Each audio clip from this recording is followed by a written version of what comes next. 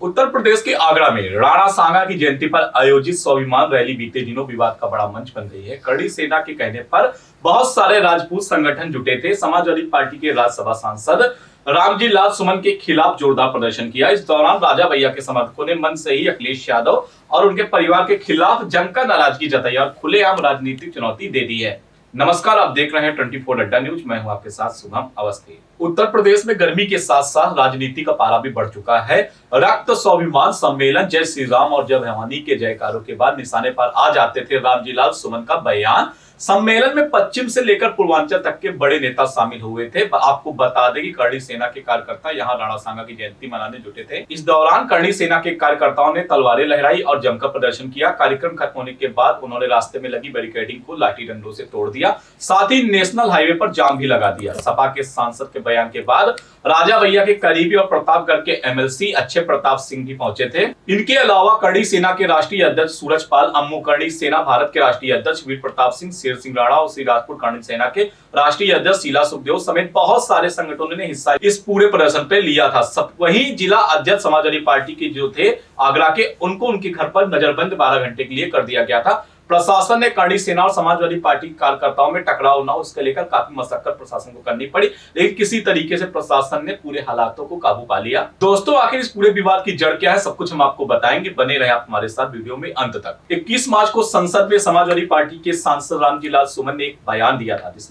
जिसने विवाद को जन्म दिया। उन्होंने बीजेपी पर निशाना साधते हुए कहा कि मुसलमानों में बाबर का डीएनए होने की बात करना इनका तकिया कलाम बन गया है, लेकिन यह नहीं बताते कि हिंदुओं में किसका डीएनए है। उन्होंने सवाल उठाया कि बाबर को भारत लाने वाला कौन था। खुद ही जवाब देते हुए उन्होंने कहा कि इब्राहिम लोधी को हराने के लिए राणा सांगा ने ही बाबर को बुलाया था। इसके साथ ही उन्होंने राणा सांगा को गद्दार बताया था, जिसके बाद हिंदू संगठनों में भारी आक्रोश देखा गया था। रामजी लाल सुमन के आवास पर भी करणी सेना के जो पदाधिकारी थे, जो कार्यकर्ता थे, उन्होंने हमला बोला था। इसके बाद बीते दिनों राणा सांगा की जयंती पर करणी सेना ने रक्त स्वाभिमान रैली का आयोजन किया। लाखों की भीड़ तलवारें और लाठियों के साथ सड़कों पर उतरी, जिसने पुलिस के लिए चुनौती खड़ी कर दी। दोस्तों, प्रदर्शनकारियों इतना ज्यादा उग्र हो गए थे कि एक प्रदर्शनकारी ने अखिलेश यादव को गोली मारने की धमकी दी है। प्रदर्शनकारी का जो वीडियो है सोशल मीडिया में काफी ज्यादा वायरल बताया जा रहा है। आपको बता रहे, प्रदर्शनकारी ने कहा था कि बातचीत में ही कहा कि महाराणा सांगा हमारे लिए पिता समान है। क्या हम उनके लिए हम अपमान बर्दाश्त नहीं करेंगे? अगर कोई हमारे पिता को गाली देगा तो क्या हम चुप रहेंगे? मैं खुद जाकर अखिलेश यादव को गोली मार दूंगा। इस तरीके का बयानबाजी करना भी एक प्रकार से उत्तर प्रदेश पुलिस के लिए काबू करना भी चुनौतीपूर्ण था। इस वीडियो के माध्यम से और ज्यादा सोशल मीडिया पर मुद्दे उछल चुके हैं। काफी ज्यादा तो ये भी मुद्दे आ रहे हैं कि आखिर अखिलेश यादव के लिए युवक इतनी बड़ी बात क्यों बोल दी। वहीं दोस्तों, करणी सेना के प्रदेश अध्यक्ष संदीप सिंह ने कहा कि सम्मेलन में तय हुआ है कि रामजी लाल सुमन माफी मांगे। अगर वह माफी नहीं मांगेंगे तो हम आगे की रणनीति बनाएंगे। इस सम्मेलन में 40 से अधिक संगठनों ने भाग लिया था। दोस्तों, मामले को बढ़ता देख अखिलेश यादव अपने सांसद के साथ खड़े हो गए हैं। अखिलेश यादव ने कहा, अगर कोई हमारे रामजी लाल सुमन जी या हमारे कार्यकर्ता का अपमान करेगा तो समाजवादी पार्टी कार्यकर्ताओं के लिए समाजवादी पार्टी हमेशा खड़ी है। और करणी सेना को लेकर अखिलेश यादव ने कहा, यह सेना वेना सब नकली है, यह सब बीजेपी वाले हैं। अखिलेश ने कहा कि हिटलर ने भी एक सेना बनाई थी, उसी तरीके से भारतीय जनता पार्टी कर रही है।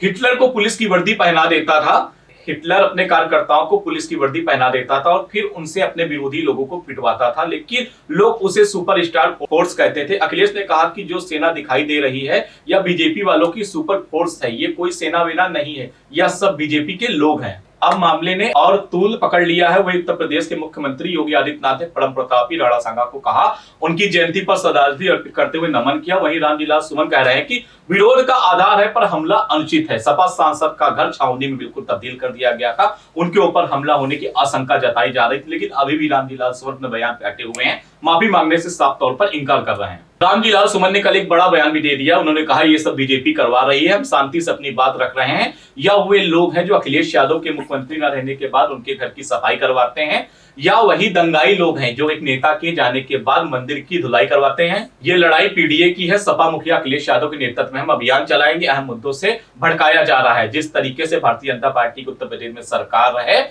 सुमन ने जिस तरीके से बयान दिया था, बयान के बाद मामला चर्चा में आया था, लेकिन जिस तरीके से कल धरना प्रदर्शन किया गया उसके बाद भी रामजी लाल सुमन माफी मांगने से साफ तौर पर इनकार कर रहे हैं। आपको बता दें, आगरा पुलिस ने भी काफी ज्यादा तत्परता दिखाई। जिस तरीके से स्थितियां बेकाबू नजर आ रही थी, लेकिन उन्होंने एक अपनी बहुत अच्छी सोची समझी प्लानिंग के तहत किसी तरह से पूरी स्थितियों पर काबू पाया।